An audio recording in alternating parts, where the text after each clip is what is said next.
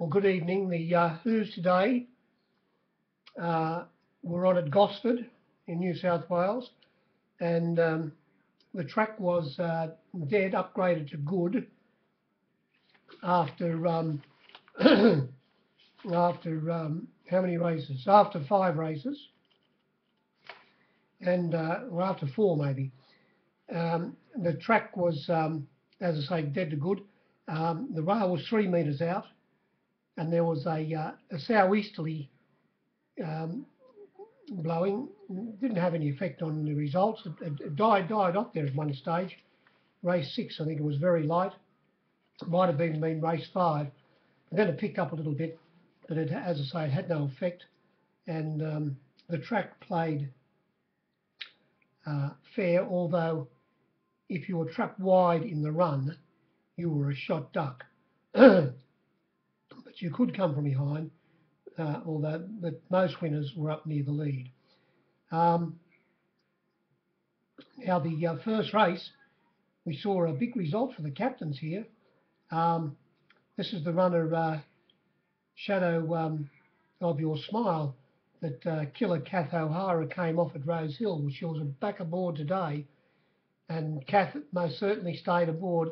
She sat in 3rd position, went from $16, $17 out to 31, and as I say, she sat in 3rd position to the turn and got around the 2 leaders' heels.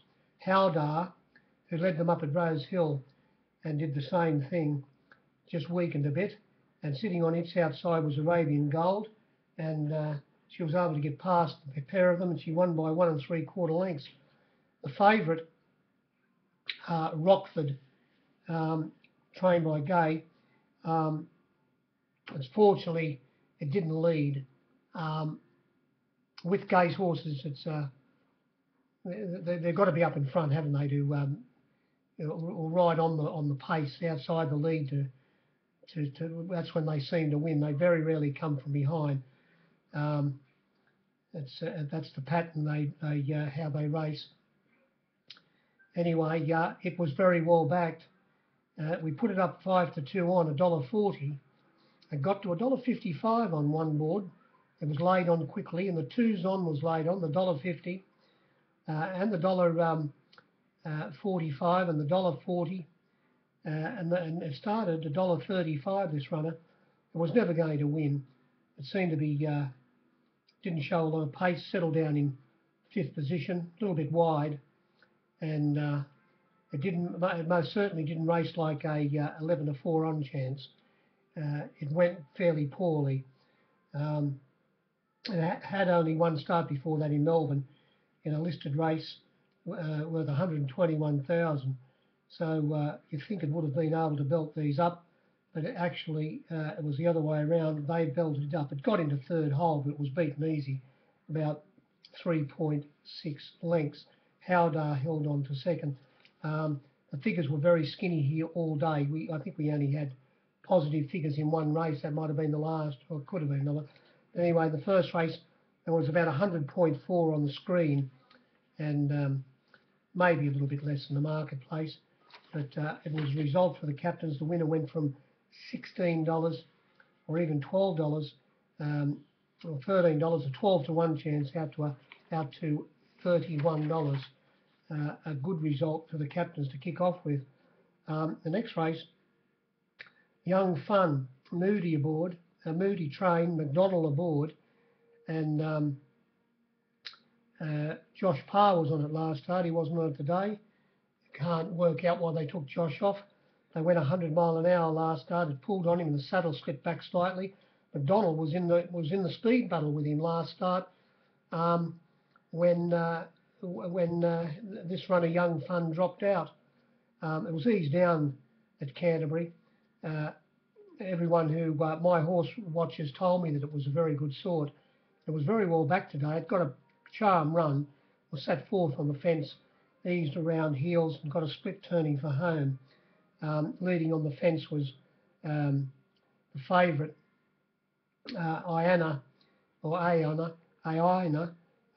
which won a maiden, a 900-metre maiden at Newcastle, and it went fairly ordinary. It led with Centre Pet on its outside, There was late scratching in this race, Strata's Diamond, and sitting behind the pace was Harper's number 8, and as I said, getting a split, and sitting behind them on the fence from barrier 1 was Young Fun, and the extricated turning for home got a split and went on and beat the horse sitting outside the lead, Centre Pet, and coming from last was Gold Epona along the fence to run third, only beaten. The margins were half a length by 0.9.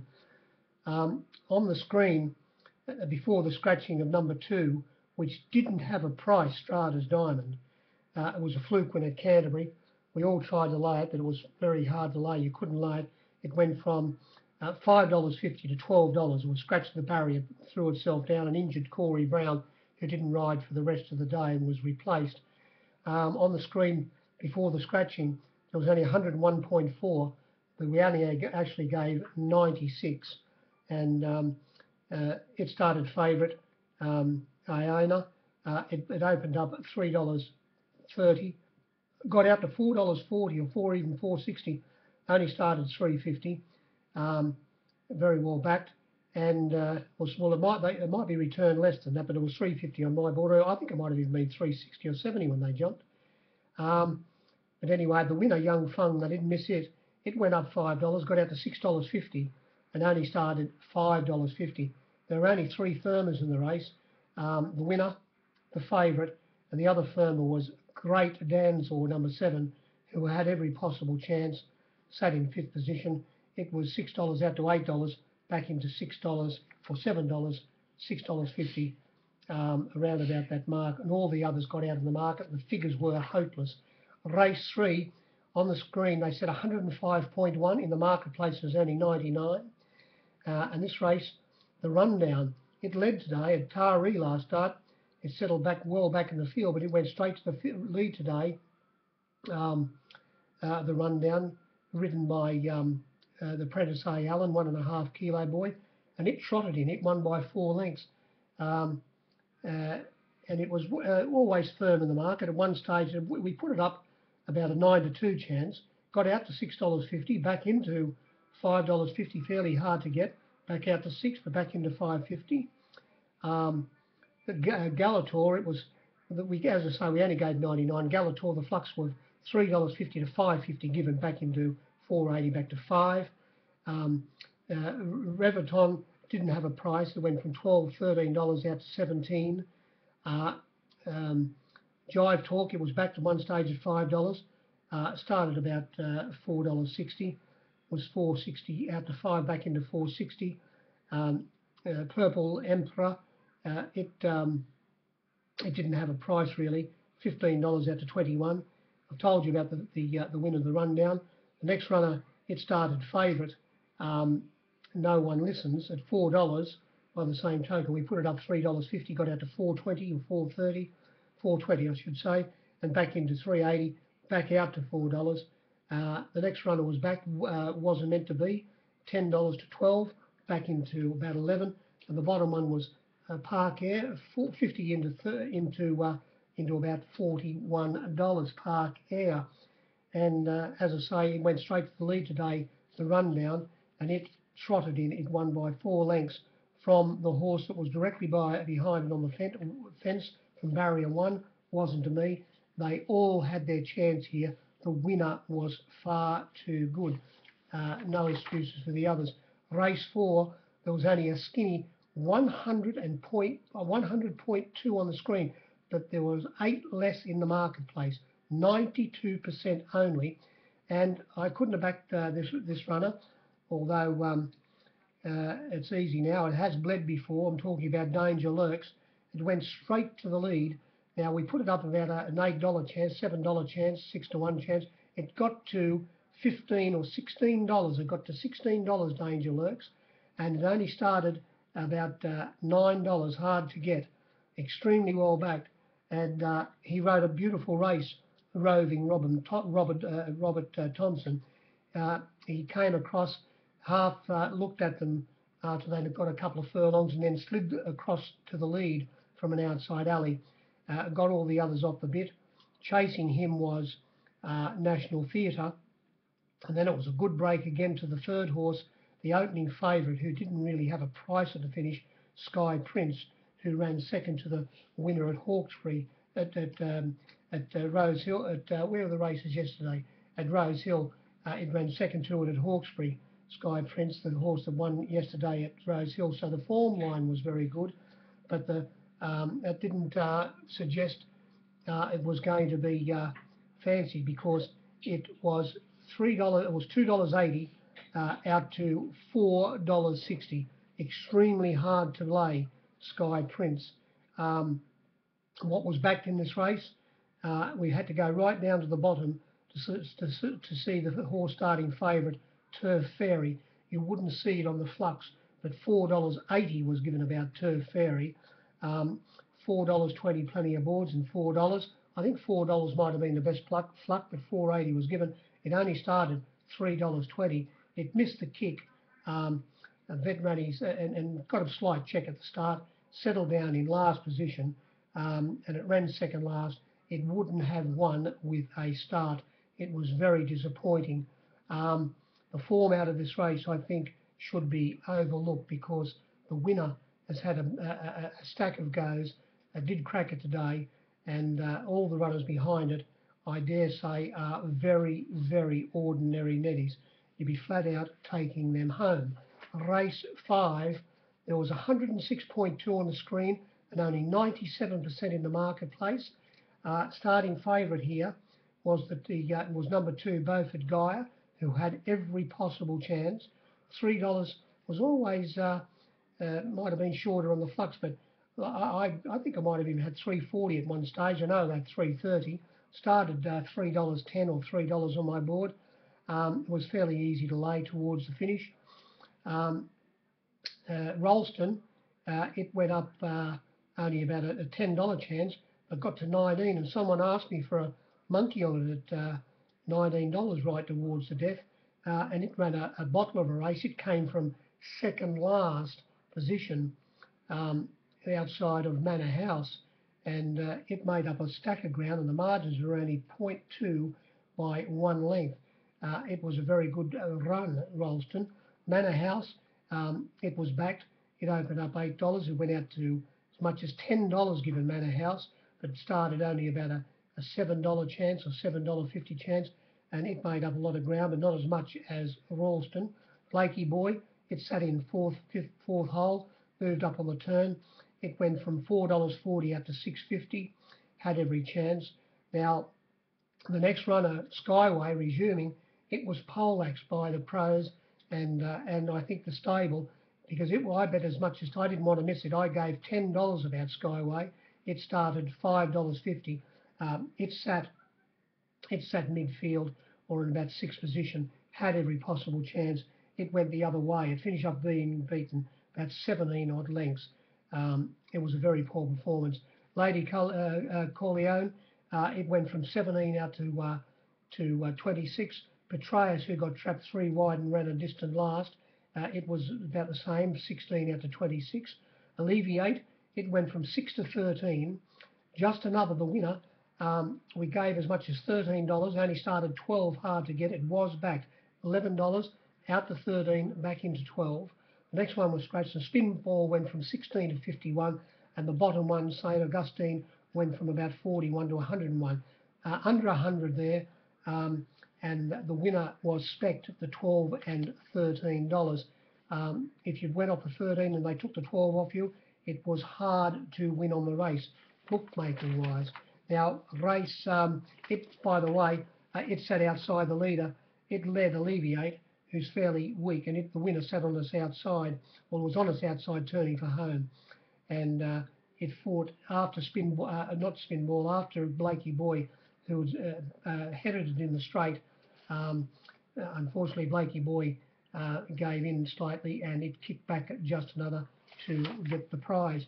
Race 6, there was 104.1 on the screen, but only 93% in the marketplace. Now, where's the difference? Well, I can see one difference straight away, and that's Savage Blaze. I think they said the best luck was $3.30. Well, there was $3.70 easy to get at the races on course. Platinum Jack, I think they might have only said $4.20, Well, I gave 460 for a good bit of section Platinum Jack. It only started $3.50, and Savage Blaze started $3.30. Well, yes, it started $3.30. Now the next runner, I made sure I didn't miss it. Steel Pipe, the winner. The number was in the frame on the turn. This was trotting in the run behind Savage Blaze, ridden by Horseman Bowman to Steel Pipe. Hadn't raced for about a month, and it was hadn't raced for a month, and it was first up for a month, 2,600 metres, and it won by 6 lengths. As I say, I didn't want to miss it. I gave $13 about Steel Pipe, and like Danger Lurks, one of our very clever pros, he had a huge plate. He won't want his supper tonight. He had a huge plate of Danger Lurks, and he butted right up on Steel Pipe, and he had another large plate. It was a good little grand boof, I tell you now. And as I say, it travelled sweetly for Horseman Bowman in the run, and when he extricated off heels turning for home, the race was over in 1.5 hop, skip and a jumps. It went straight past the leaders. On the fence leading was King of the Forest, who finished up running third. On its outside by this time was the top weight Savage Blaze. Tucked in behind them was Jarlee. Moving up wide was the winner Steel Pipe, and those four were a good 3 to 4 lengths in front of the others turning for home, and it trotted in, as I say, by 6 lengths, Steel Pipe. They're ordinary. They're a team of trotters, and it trotted by far the best. Figure-wise, there's 2 reasons why there was a lot less than 104.1, and Steel Pipe $13. King of the Forest was back from $11 into $10, and it was hard to lay Jarlee, who went from $6 out to $8.50, and all of the other runners were extremely long odds. We came to race 7, which was the last, and they said on the screen 105.9, and this was the race where we had positive figures. It was about 103. These were the flux very quickly. Lucy May Lynn, the winner, the favourite, the Avery, ridden by Horseman Bowman. It went up $1.60, got to $1.80. I was $1.65, which was laid on. I was laying it at the finish at $1.65. Flying Fuji went up $8. It was into $7 at one stage, but got out to $8.50. Fort Sumter, it went from $17 to $61. Emperor of Rome went from $9 out to $14. Military Shrew went from $11 out to $15. Champagne Dynamite went from $7 to $14. Music Academy went from 21 to 51. Second String the same, about 21 to 51. Now Miyagi San was well backed, $15 out to $20, back into about $14, extremely well backed, and Royal Flush went from $13 out to $26, about 102, 103%. But unfortunately for the captains, the Avery was the one the pros wanted, and they laid the 5 to 4 on. They took the $1.80, they took the $1.75, $1.70, and they were laying the $1.65 on with me at the death. It went straight to the lead. Emperor of Rome, coming across, sitting on its outside, was Royal Flush. Then we had Fort Sumter on the inside of its stablemate Military Shrew. Trap 3 right wide in the run and finish up running last was Second String. Inside it was Music Academy. Tucked away on the fence was Lucy May Lynn. Then we had Champagne Dynamite. And then second last on the fence, Miyagi Sam from Barrier 2, and on its outside, Flying Fuji, who was resuming. It made up ground in the straight, but when they turned for home, Horseman Bowman had extricated the Avery off heels, and he just gave Music Academy, or it might have even been Military Shrew, I'm not too sure, just a little bit of a nudge. I think it was Music Academy. and the gap appeared, and away it went, and it won by 2.3 lengths. It most certainly deserved to be $1.65, as its price suggested. It trotted in. And we bookies paid the penalty. That was the meeting. It was there was a good little holiday crowd there, and quite good. I hope they had a good day. It was very hard to win there, especially with one of the pros having, as I say, a large plate of two long price winners, which was very hard to escape, not laying them. Especially if you went off with the top odds.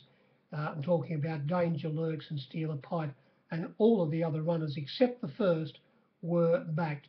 That was about the story.